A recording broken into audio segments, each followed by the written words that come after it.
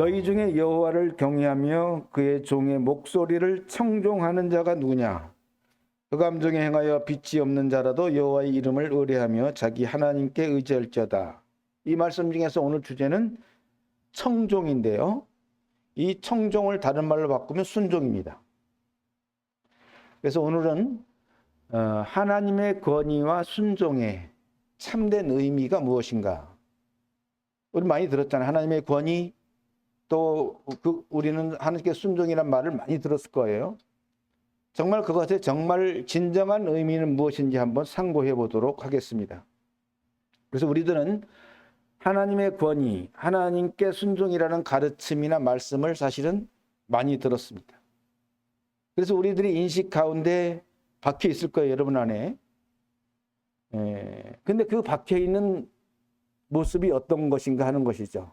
하나님의 권위, 순종하면 내 안에 지금 현재 어떻게 정돈이 되어 있는가, 어떠한 고정관념이 들어와 있는지를 한번 생각해 봐야 될 것입니다. 자, 우리가 알고 있는 권위와 순종은 무엇인가? 하나님의 어미하심, 또 하늘과 땅의 권세를 가진 하나님께 우리는 절대 복종해야 하고 하나님 말씀에 순종해야 된다고 하는 수종자의 자세가 요구되는 것으로 아마 인식되어 있을 것입니다. 그러다 보니까 이에 대한 부담감과 어려움을 갖고 있죠. 순종 그러면, 권위와 순종 그러면. 그래서 늘 우리는 자신의 연약함으로 인해서 달성하기 어려운 숙제로 느끼는 그런 인식이 우리 바닥에 사실은 깔려 있어요. 순종 그러면. 그래서 이제는 그런 거를 좀 인식을 바꿔야 되지 않겠느냐 하는 의미가 들어있는 건데요. 그래서 우리가 마치 감독자와 수종자, 누군가 시험 감독을 해요. 근데 그런 관계로 생각하면 이러한 순종이라는 문제에 있어서 우리가 자유롭지 못하죠. 항상 뭔가 감독을 받는 것 같고 또 떳떳하게 나는 그럼 이 일에 자신할 수 있어, 자신 있게 할 수 있다고 말할 수 있는 사람이 별로 없을 거예요. 그래서 성경을 한번 찾아봤죠. 성경에서 권위라고 하는 단어는 별로 많이 안 나와요. 성경에 딱 두 군데 나옵니다. 시편 93편과 104편 두 군데 나오는데 그 권위라는 단어를 찾아봤더니 영어로 메이저스티라고 해서 해석하면 주권, 위엄입니다. 그래서 하나님의 권위는 다른 말로 하나님의 주권과 위엄을 말하는 것이죠. 순종이라는 단어는 엄청 많이 나옵니다. 근데 그건 영어로 obey, 그래서 명령대로 복종하다 그런 뜻을 가지고 있어요. 근데 이 권위라는 말은 하나님이 사용하시는 단어라기보다는 사람 편에서 말하는 표현 방식이다.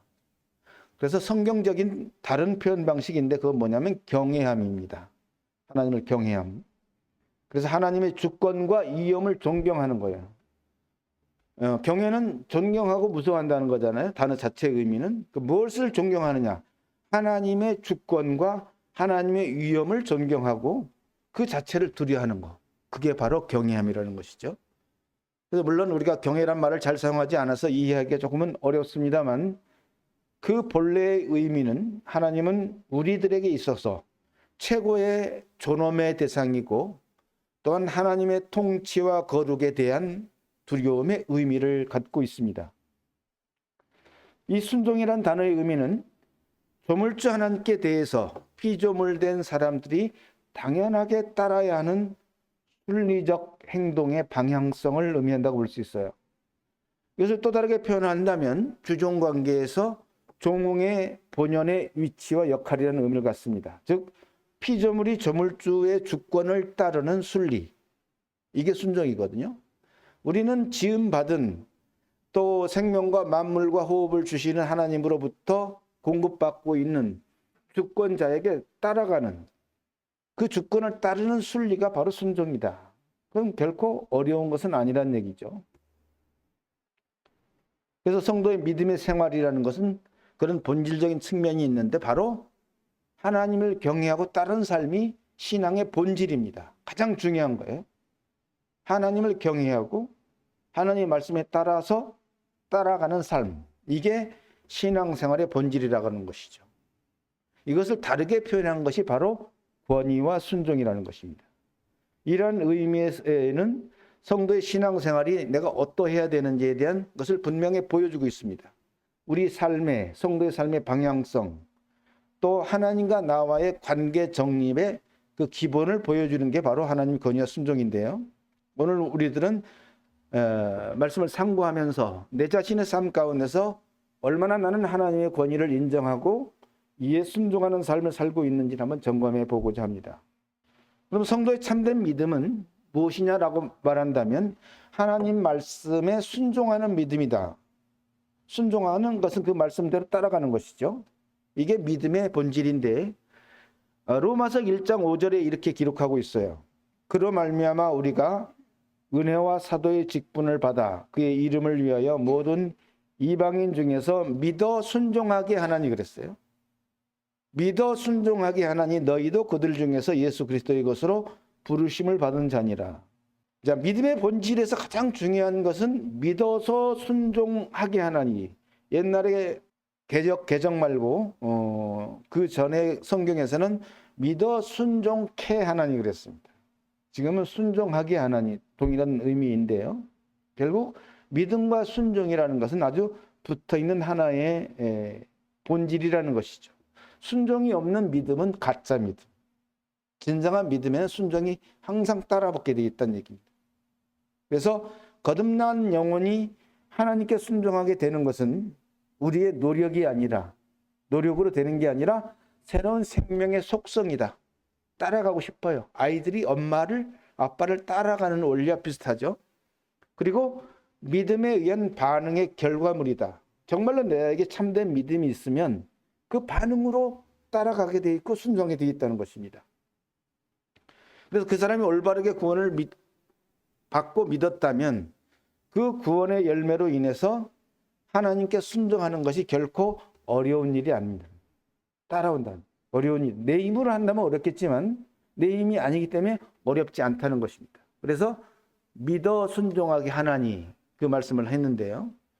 믿어 순종하게 하나니라는 얘기는 사람의 힘과 노력으로 순종하라는 말이 아닙니다. 믿음의 본질과 속성이 그 사람으로 하여금 하나님의 말씀의 권위를 인정하고 이에 따른 순종의 열매가 맺힌다는 의미, 되어진다는 것을 의미하고 있습니다. 즉 믿음의 나무에는 순종의 열매가 맺히게 되어 있는 것과 동일한 원리라고 말할 수 있습니다. 사람이 성경 지식에 동의하고 성경 교리를 인정하면서 가능하면 그렇게 살려고 노력하는 게 뭐냐면 종교죠. 나도 이렇게 살아야지. 그걸 말하는 게 아니라는 것이죠. 진정한 순종은 하나님을 주로 받아들이고 그 주가 되신 하나님을 따르게 되는 믿음의 반응이라는 것입니다. 여기서 종교적인 껍데기 믿음과 거듭난 알맹이 믿음의 차이가 발생하는 것이죠. 하나는 사람의 노력이고 하나님은 그냥 그 믿음의 능력으로 따라가는 것입니다. 그래서 로마서 6장 16절에는 이렇게 기록하고 있어요. 너희 자신을 종으로 내어주어 누구에게 순종하든지 그 순종함을 받는 자의 종이 되는 줄을 너희가 알지 못하느냐? 혹은 죄의 종으로 사망에 이르고 혹은 순종의 종으로 의에 이르느니라. 내가 누구에게 순종하느냐에 따라서 나의 소속이 바뀌는 것이죠. 하나님께 순종하는 삶을 사는 사람은 하나님의 자녀이고 죄를 따르는 사람은 죄와 사망의 권세인 사단의 종이 되는 것이죠. 물론 이것은 중요한 외형적인 결과인데요. 사실은 그 순종은 어디서 나오냐면 우리가 갖고 있는 생명의 DNA에서 나옵니다. 우리 DNA 알죠? 나의 의식에 상관없이 거기서 뭔가 뿜어져 나오는 그런 DNA에서 나온다고 말할 수 있어요. 그래서 이러한 믿음은 사람의 생각이 아니고 머릿속의 지식이 아니라 그 사람의 믿음의 행동을 말하는 것인데요. 그래서 야고보서에서는 행함이 없는 믿음은 죽은 믿음이라고 한 것과 일맥상통합니다. 진정한 믿음이 있는 사람은 행함이 나오고 진정한 믿음이 있는 사람은 순종이 나온다는 것과 동일한 얘기죠. 그래서 우리의 믿음은 추상적인 생각이나 교리처럼 생각은 눈에 안 보이잖아요. 교리도 눈에 안 보입니다. 눈에 보이지 않는 것이 아니라 분명히 사람 눈으로 확인할 수 있도록 보여지는 행동의 결과물로 나타난다는 것이죠. 믿음은 순종을 통해서, 행동을 통해서.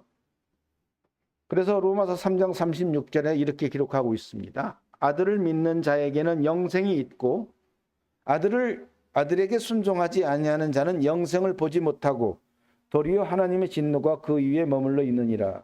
아주 극단적으로 얘기했죠. 정말로 너가 예수를 주로 받아들이고 믿었다면 순종하게 되어 있다는 것이죠. 근데 만약 그 순종을 하지 않는다면 그는 영생을 보지 못했다. 구원받지 못했다는 얘기예요. 오히려 하나님의 진노가 그 위에 머물러 있다는 얘기입니다. 아주 극적으로 얘기한 것이죠. 그래서 이 말씀은 어떠한 믿음이 참 믿음인지를 보여줍니다. 영생을 소유하게 되는 참 믿음은 복음에 순종하는 것이고 하나님께 순종하는 것이죠. 곧 말씀의 권위에 굴복하는 것입니다. 그래서 하나님을 따르는 순종의 행동으로 나타난다고 하는 것이죠. 자, 어떤 사람들은 나는 복음의 말씀을 듣고 구원받았다고 말을 하고 신앙생활을 합니다. 그런데 어느 정도 1년이나 2년이나 6개월 만에 세상으로 가거나 아니면 내가 신앙생활에 좋은 어떤 그 평범한 종교생활로 유턴하는 사람들이 있죠. 평범한 종교생활로 유턴하거나 세상으로 유턴하는 사람들. 이들의 최대의 약점의 문제점은 뭐냐면 하나님께 대하여 순종하기가 어려운 거예요. 하나님의 말씀대로 따르는 삶이 힘들어서 이제는 영과 육이 편안한 그런 곳으로 가는 거예요. 그게 세상이었던 종교생활이었던. 그래서 자기 중심적으로 살아가는 길을 선택하는 것입니다. 여기에 가장 갈림길이 바로 순종이에요. 즉 지속적인 순종의 삶이 어렵다고 느꼈기 때문에 그렇게 유턴하는 것이죠. 그런데 신자가 하나님께 순종하는 삶은 내가 현재 어떠한 믿음을 가졌는지에 대한 표현 방식이고 신앙의 열매라고 말할 수 있어요. 우리가 성경적인 지식이나 교리는 사람이 공부해서 얼마든지 말할 수 있습니다. 자, 구원은 이겁니다. 하나님은 이런 분입니다. 말할 수 있습니다. 그러나 이 순종의 열매는 결코 사람의 노력으로 만들어지는 것이 아니라 것이죠. 포도 열매도 그렇잖아요. 가지가 스스로 노력해서 맺히는 게 아니잖아요. 그 나무의 뿌리에 의해서 맺혀지는 동일한 원리라고 말할 수 있습니다. 그럼 성경에서 보여주는 하나님의 권위에 순종하는 모습의 표본은 어떤 것인가를 여러 군데가 있는데 그중에 사무엘상 24장 4절에 다윗이 나옵니다. 24장 4, 5절에 다윗의 사람들이 이르되 보소서 여호와께서 당신에게 이르시기를 내가 원수를 내 손에 넘기리니 내 생각에 좋은 대로 그에게 행하라 하시더니 이것이 그날이니이다 하니 다윗이 일어나서 사울의 겉옷자락을 가만히 베니라. 그리한 후에 사울의 옷자락 뱀으로 말미암아 다윗의 마음이 찔려라고 기록되어 있는데 7년이란 세월을 사울 왕의 그 죽음을 피해서 도망 다니고 있었죠. 그런데 어느 날 동굴에 들어가고 있는데 자기를 쫓는 그 사울 왕이 자고 있는 거예요. 그러니까 부하들이 자, 지금 적을 물리칠 수 있는 절호의 찬스다. 그냥 칼로 내리치면 끝나는 겁니다. 그 모든 어려웠던 피난 생활이 끝나는 것이고 원수를 갚을 수 있는데 자기는 하나님께 순종하기 때문에 기름 부은 자를 죽일 수 없다. 죽이지 않았고 옷자락만 벤 거예요. 그 옷자락만 가만히 뱉는데도 불구하고 마음이 찔리는 거예요. 내가 기름 부은 자의 옷자락을 잘랐다고. 바로 이런 다윗의 자세가 정말 그 하나님의 권위에 순종하는 아주 아름다운 모습, 믿음의 모습입니다. 그래서 성경에 기록된 다윗의 모든 사역의 결과보다도 이 부분이 가장 존귀하고 위대한 믿음의 소유자라는 사실을 보여주고 있습니다. 참으로 존경스러운 믿음을 보여주고 있죠. 사실 다윗은 이미 하나님으로부터 왕으로 선택을 받았습니다. 그리고 기름 부음도 받았어요. 그래서 얼마든지 그 권위를 행사할 수 있었음에도 불구하고 7년이라는 세월을 피난 생활을 했습니다. 이 시점에서 다윗이 사울을 물리치고 왕이 되어도 전혀 하자가 없는 그런 순간이었음에도 불구하고 그렇게 하지 않고 오직 하나님의 권위에 순종함으로 하나님이 일해 주실 때까지 사울을 죽이지 않았다고 하는 것입니다. 그래서 다윗은 그러한 권리를 자기 중심적으로 사용하지 않았고 하나님의 절대적인 권위에 순종한 것이죠. 그래서 사울의 왕의 옷자락을 베고도 마음이 찔려한 것입니다. 그런 다윗은 고난의 시간을 오직 믿음으로 통과한 아주 우리들의 믿음의 표본이 되고 순종의 표본이 되는 것이죠. 자, 빌립보서 2장 5절에 이렇게 기록하고 있습니다. 너희 안에 이 마음을 품으라. 곧 그리스도 예수의 마음이니 그는 근본 하나님의 본체시나 하나님과 동등됨을 취할 것으로 여기지 아니하시고 오히려 자기를 비워 종의 형체를 가지사 사람들과 같이 되셨고 사람의 모양으로 나타나사 자기를 낮추시고 죽기까지 복종하셨으니 곧 십자가에 죽으심이라. 이 얘기는 순종에 대한 예수님의 표본을 보여주는 것이죠. 아까는 다윗이라고 하는 사람의 표본을 보여줬다면 예수님은 얼마만큼 하나님 아버지께 순종했는가를 보여주는 대목의 말씀입니다.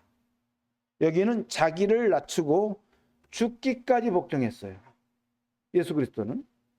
그리고 오히려 자기를 비워서 종의 형체를 가졌습니다. 완벽한 그 순종의 표본을 우리들에게 보여주고 있는 것, 모델로 보여주고 있습니다. 만약 사람들이 겸손해진다면, 우리들이 지금보다 더 겸손해진다면 어느 정도 순복이 되어집니다. 어느 정도입니다. 완전히는 아니고. 예수님의 경우는 다르죠. 왜냐하면 예수님은 인성과 신성을 동시에 갖고 있는 하나님의 아들입니다. 그는 흠도 없고 점도 없고 없는 거룩한 분이에요. 하늘과 땅의 모든 권세를 가진 하나님의 아들로서 하나님께 순종은 대단한 것이죠. 아무것도 없는 우리들보다 더 대단한 것입니다. 왜? 너무나 많은 걸 가졌기 때문에. 그래서 일반적인 사람으로 불과한 위치까지 죽기까지 낮아진 것이죠. 그 순종의 정점은 바로 십자가에서 죽으심입니다. 가장 위대한 순종의 표석이라고 말할 수 있습니다.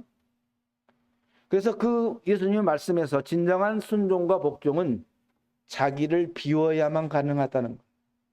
자기를 비우지 않으면 어렵다는 얘기입니다. 자기를 비우는 게 쉬운가요? 자신의 노력이나 의지로 되어지는 부분이 사실 아닙니다. 시중에 판매되어지는 책 여러분 보셨죠? 자기를 비우는 삶 이런 책이 아주 유행했어요. 여러분 보셨나 모르겠는데 근데 사실은 불가능한 얘기입니다. 내가 나를 비운다는 건 불가능한 얘기예요. 어느 정도는 되겠죠. 힘을 쓰면. 왜 불가능하냐? 인간의 본성은 자기중심적입니다. 인간의 본성은 이기적이기 때문에 자기를 비우는 것은 불가능한 일입니다. 근데 우리 거듭난 성도에게는 한 가지 가능한 게 한 가지 있어요. 곧 성경에서 말하는 자기 부인, 곧 십자가를 지는 것은 지면 가능합니다. 그때는 비워집니다. 결국 개선이 아니죠. 이거는 죽음입니다. 죽음으로 넘겼을 때만 가능한 거예요. 그때만 진정으로 비워지고 예수님이 그걸 보여주셨습니다.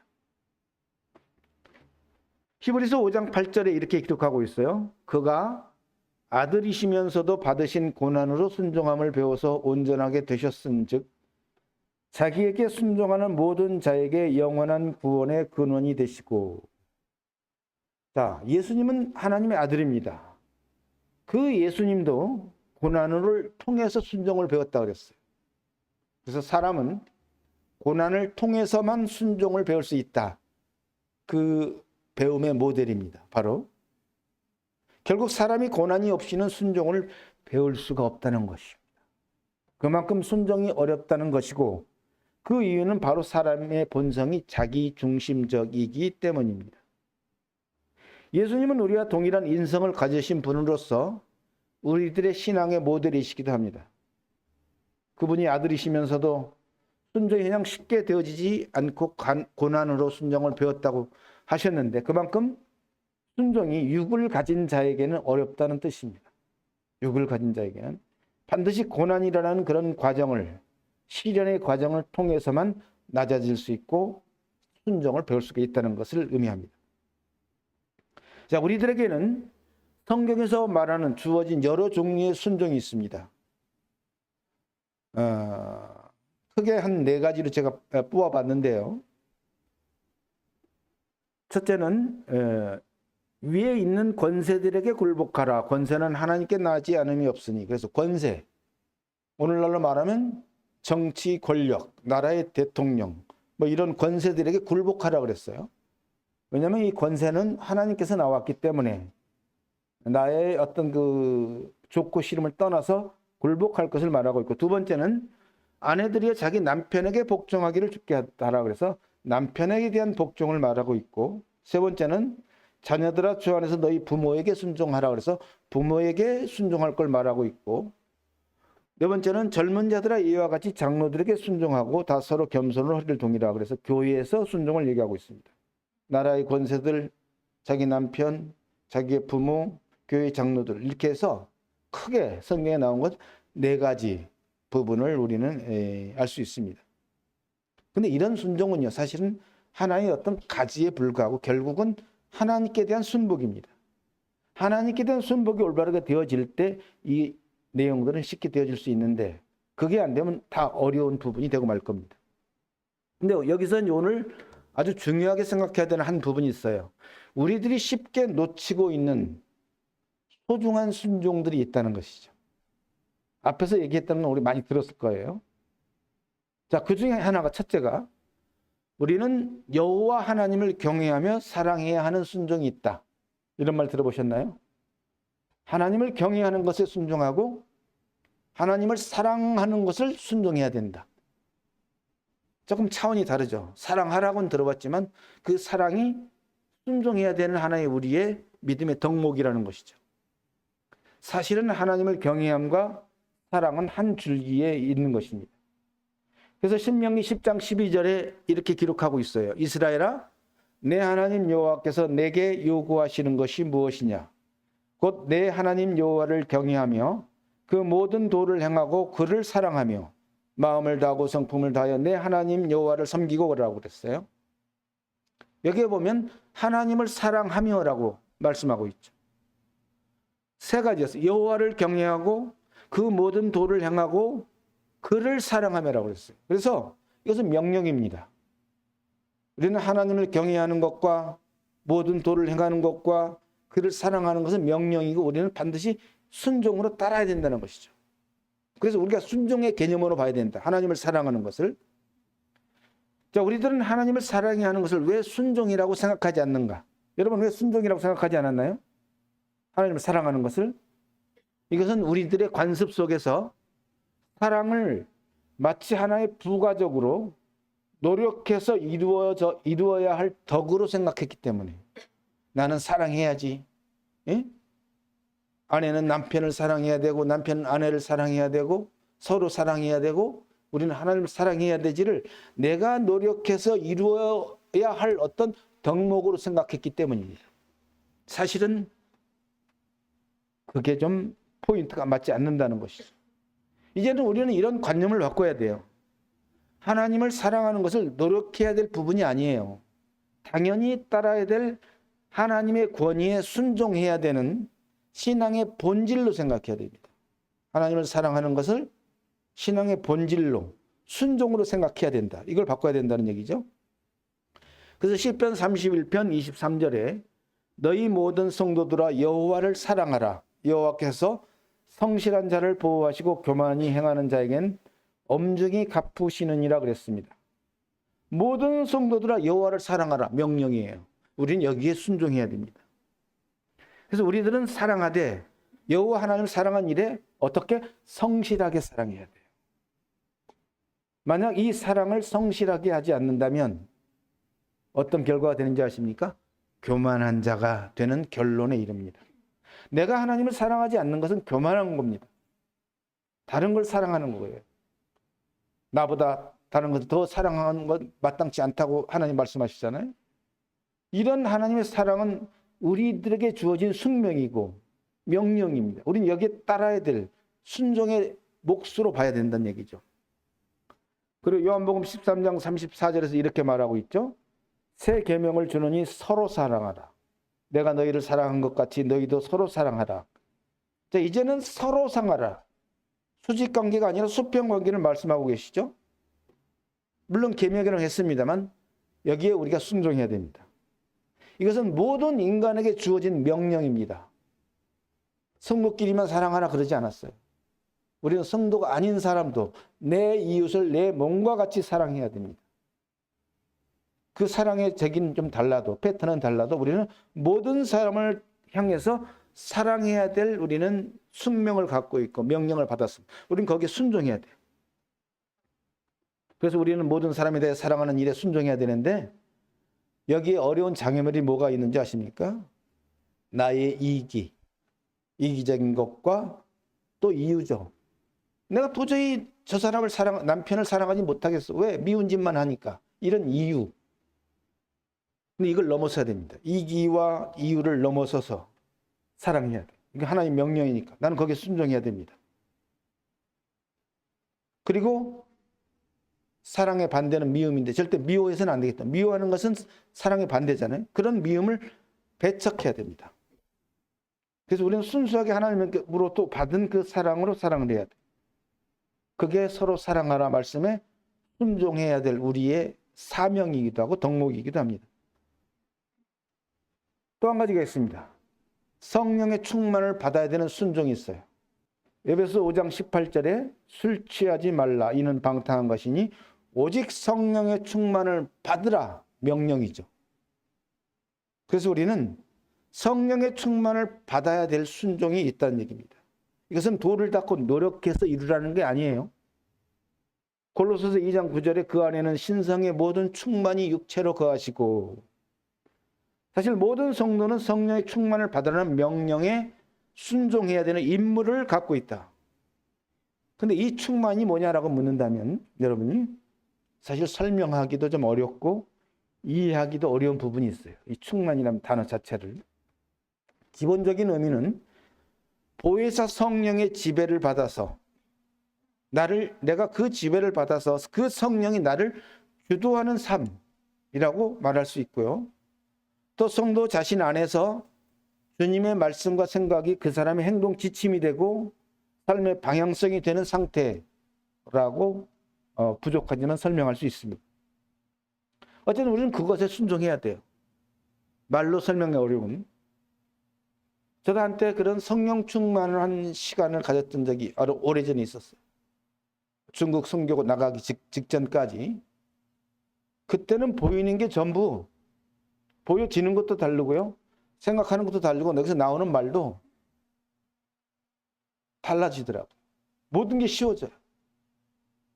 모든 게 하나님의 기준이 되고, 그러니까 교제가 그냥 술술 나오고, 옛날에 어떤 자매님이 우리 형제만 교제 좀 해달라고 이렇게 부탁한 적도 있었고, 근데 그게 중국을 가면서 이제 끊어지긴 했는데, 그런 말로 표현할 수 없는 그런 성령 충만, 비록 거기까지 못 가더라도 내 안에 주님으로 차 있으면, 주님의 그 말씀과 기준에 차 있으면 그 말씀이 나를 이끄는 삶. 그 책 읽어보셨죠? 나를 이끄는 삶이라고. 그러니까 이 말씀이 나를 이끌고 내 안에 성령이 주로 계시면서 그분이 나를 이끄는 삶이 되어질 때 그는 성령 충만을 받았다고 말할 수 있습니다. 어쨌든 이것은 명령이고 우리는 순종해야 합니다. 그 다음에 또 한 가지 있는데 이제는 평안한 삶을 누려야 될 순종이 있어요. 요한복음 14장 27절에 평안을 너희에게 끼치노니 나의 평안을 너희에게 주노라. 내가 너희에게 주는 것은 세상이 주는 것 같지 아니하니라. 너희는 마음에 근심도 말고 두려워하지도 말라. 내가 평안을 너희에게 주었다라고 했잖아요. 그래서 하나님을 기본적으로 믿는 모든 성도에게는 이미 평안을 부여하셨습니다. 주었습니다. 따라서 하나님의 자녀된 성도들은 마땅히 하늘로부터 내려온 평안을 누려야 되는 부분에 있어서 순종해야 돼요. 어떻게 순종할지는 아마 기도해 보시고, 결국 평안을 누려야 된다는 것입니다. 그것도 순종한 부분이다. 그러려면 순종을 막는 것들을, 장애물을 해결해야 평안이 되거든요. 이 평안을 순종하려면 그 말씀 뒷부분에 뭐가 나왔습니까? 마음의 근심. 마음의 근심도 말고 두려워하지도 말라. 이 문제가 해결 안 되면 평안이 없어요. 믿음으로 마음의 근심을 하지 않고 믿음으로 두려워하지 않는 상태가 되어야 평안이 올 수 있습니다. 그래서 믿음으로 근심을 물리치고 믿음으로 두려움을 내쫓아야 된다. 무엇으로? 오직 믿음으로. 나의 노력이 아니라. 그러면 평안이 유지돼요. 그리스도인에게 있어서 가장 중요한 덕목이 내 마음의 평안입니다. 돈도 명예도 어떤 것보다 중요한 겁니다. 이걸 지켜야 돼요. 이걸 위해서 내가 좀 손해보더라도 이걸 지켜야 됩니다. 그럴 때 우리는 성령의 충만함으로 성령이 지배하는 인도하는 삶을 살 수가 있거든요. 그래서 하나님을 경외함과 또 하나님을 사랑함과 모든 도를 행함은 한 뿌리에서 나오는 하나의 그 줄기와도 같다. 상호 보완적인 줄기와도 같습니다. 만약 여기에서 어느 한 줄기가 무너지거나 병이 들면 다른 줄기에도 동일하게 영향을 미치게 되어 있는 연동성을 갖고 있어요. 하나님을 경외하는데 사랑하지 않는다고요? 이건 뭔가 잘못된 거예요. 하나님을 경외하는데 도를 행하지 않는다고요? 이건 뭐가 잘못된 거예요. 이게 하나의 줄기로 연결되어 있어요. 이게 동일하게. 이게 경외함의 열매, 사랑함의 열매, 도를 행하는 열매가 같이 열리게 되어 있어요. 같이 찌그러들거나 같이 올라오거나 연동이 되어 있다는 것입니다. 이 세 가지 모두가 성도의 순종하는 믿음으로 유지가 되고 자랄 수 있다는 것입니다. 그래서 우리가 하나님의 권위에 순종하는 것은 믿음의 반응이고 생명력이라고 말할 수 있습니다. 따라서 믿음이 성장할수록 하나님을 따르고 순종하는 일을 잘하는 사람이 성장할수록. 순종하는 일을 못하면 믿음의 성장이 안 된다는 것과 같은 내용이 되겠습니다. 그래서 결론적으로 오늘 말씀에서 성도가 이러한 순종하는 삶을 잘 살려면 어떻게 할까? 해법이 있죠. 해법이 있습니다. 그 해법은 대가가 지불을 해야 돼요. 그 대가의 지불은 자기 부인입니다.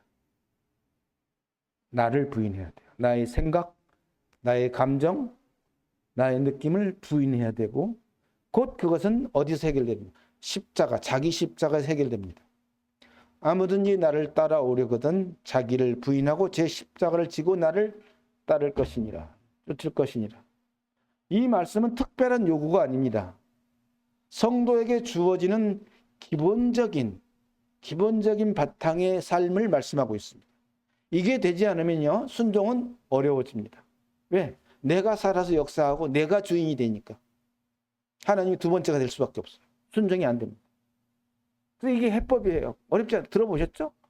자기 부인과 자기 십자가 해법입니다. 순종이 제사보다 낫고 듣는 것이 수양의 기름보다 낫다라고 사무엘상에 기록하고 있죠.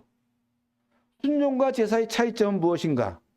순종은 하나님 말씀대로 따라가는 삶이라면 제사는 이 순종의 삶은 안 되어지면서 외적으로 보여지는 하나님을 섬기는 종교적 형식을 갖추는 삶이에요. 이게 제사입니다.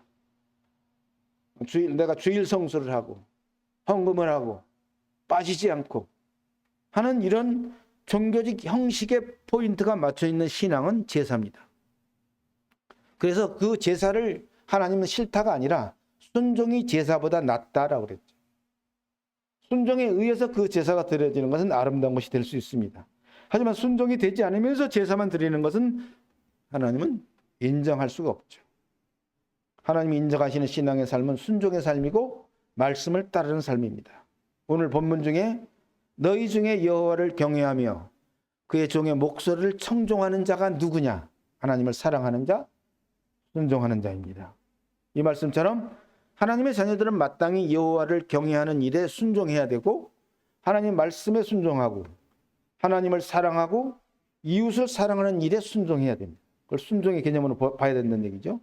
그러나 이 순종의 삶은 자기의 의지나 노력으로 되어지는 것이 아니라 믿음의 생활에 성실하게 수행할 때 그 믿음의 능력으로 그 믿음의 생명력으로 되어지는 것이다. 들어보셨죠? 되어지는 것. 내 힘으로 하는 게 아니라 되어지는 것이다. 이러한 믿음의 본질은 어디서 나오느냐? 자기 부인이고 자기 십자가에서 나옵니다. 이런 믿음이 안 되어지면 순종은 어렵고 이런 자기 부인과 십자가 되면 순종은 쉽게 되어집니다. 오늘 말씀을 정돈하면 하나님의 권위와 순종은 성도에게 주어진 임무가 아니라 당연히 따라야 될 새 생명의 본질이고 정상적인 믿음의 생활의 기본이 되는 신앙생활입니다. 기본이라는 것이죠. 순종은. 그리고 우리가 하나님의 주권과 이엄에 순종하는 삶은 사람의 노력으로 되어지는 것이 아니라 오직 믿음으로 되어지는 믿음의 반응이고 믿음에 의해서 분출되어지는 열매적인 것이라고 말할 수 있습니다. 우리들의 고정관념 속에서 잘못 정립되어 있는 순종의 영역에서 하나님을 사랑하는 것과 모든 사람을 사랑하는 것과 성령 충만을 받는 것과 평안한 삶을 누리는 것이 추가돼야 됩니다. 순종으로, 내가 순종해야 될 부분으로 추가돼야 된다. 그래서 결론적으로 하나님께 순종하는 삶이 잘 되어지려면 아까 앞에서 말한 것처럼 해결책은 간단하다. 즉 자기 부인이고 자기 십자가를 지면 된다. 그런데 우리가 또 한 가지 잘못 오해하는 것은 지금 지려고 노력하라는 말이 아니에요. 너희가 십자가를 지려고 노력해라. 자기 부인하려고 노력하라는 말이 아닙니다. 그게 안 됩니다. 노력해도. 이미 우리는 구원받는 순간에 십자가를 졌다는 사실을 기억하라는 것이죠.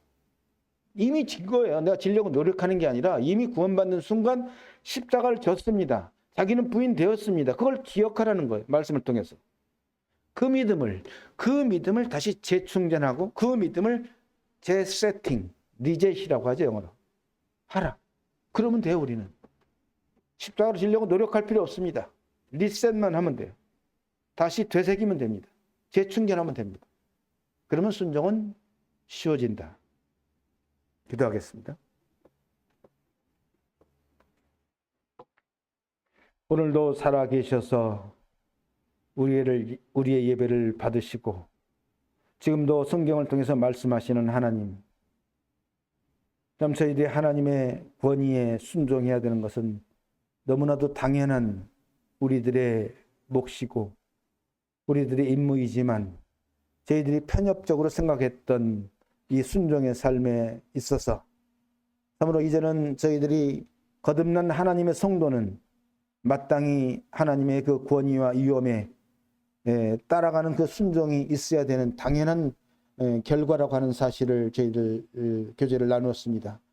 하나님께서 참으로 오직 믿음으로 말미암아 자신의 노력이 아닌 믿음으로 하나님께 순종하는 삶이 될 수 있도록 우리를 만들어 주셨는데 그 사실을 기억하고 그 말씀을 기억하고 우리 모든 성도님들이 다시 재충전해서 다시 그 말씀을 되새겨서 이미 우리는 십자가에서 못 박힌 자라고 하는 사실을 기억함으로 인해서 정말 하나님 기뻐하시는 순종의 삶을 살 수 있도록 축복해 주시기를 원합니다. 우리 주 예수님의 이름으로 기도드립니다. 아멘.